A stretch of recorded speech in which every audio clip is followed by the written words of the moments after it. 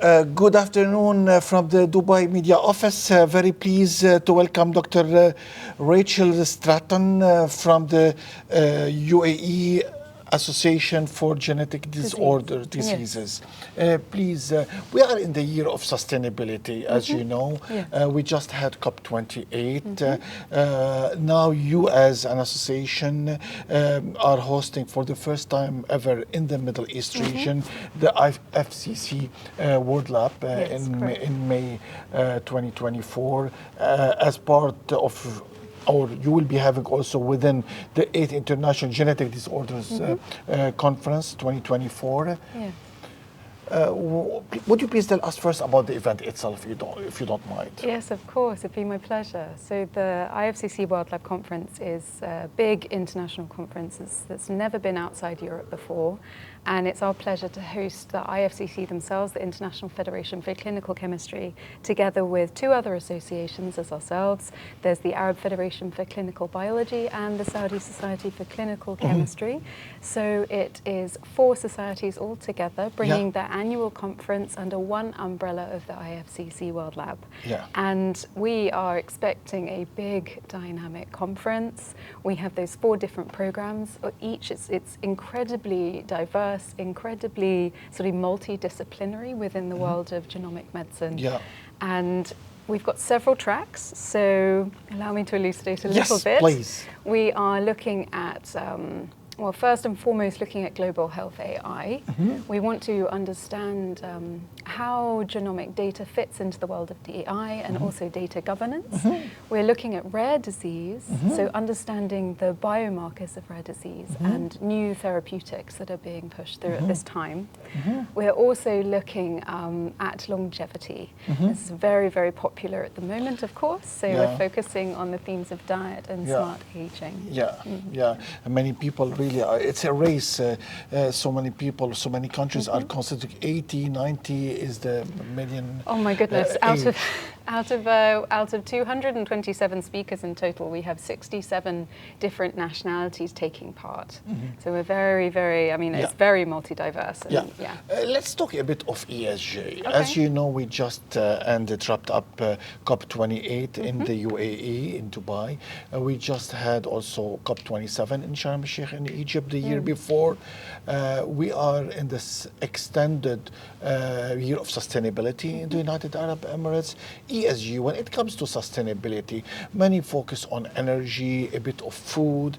Not many understand the impact of the healthcare sector in terms of ESG. As you know, 4.6% of basically emissions come from the healthcare sector. Not many are aware of that, and it's not only the environmental impact, but also the social aspect, plus the governance, as we just mentioned.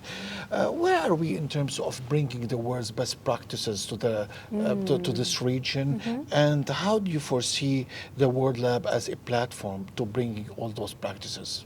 Well, what's interesting about World Lab is because the IFCC, they are very much responsible for setting the clinical limits.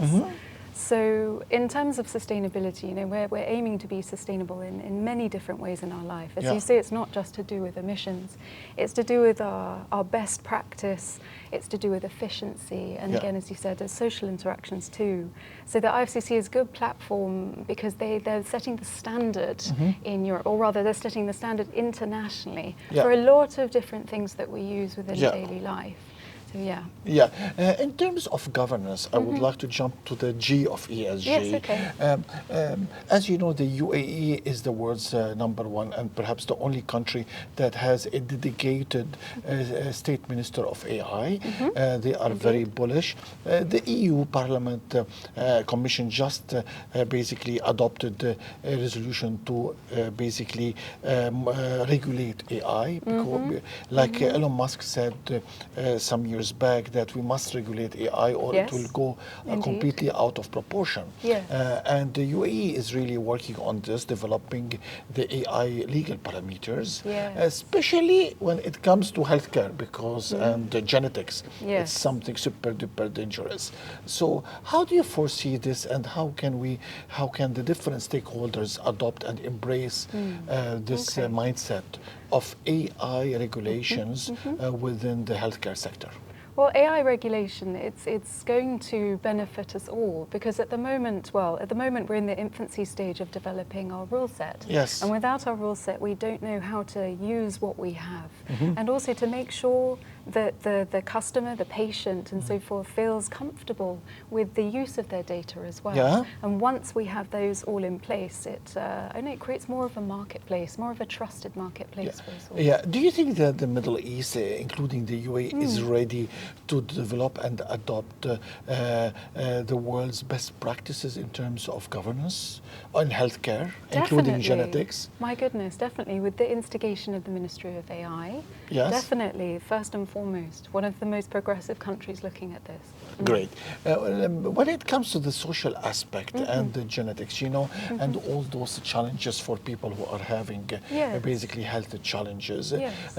what is the social strategy to lessen and to basically the impact of the health challenges on the different people here? Okay, so of course, the way that we really want to help people is through education. We need Yes. to make people aware of what's happening for them and Yes. also their families and Yes. their caregivers. So this is where, as an association, with the UAE Genetic Diseases Yeah. Association.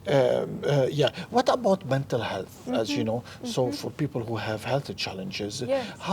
what is the strategy to maintain and to improve their mental health, helping them to cope with the extreme challenges that they might have, health challenges? Yes, of course. Again, it comes back to education. I think in the past there has been somewhat of a stigma surrounding the concept of mental health. Yes. And indeed about speaking openly and loudly about it as well.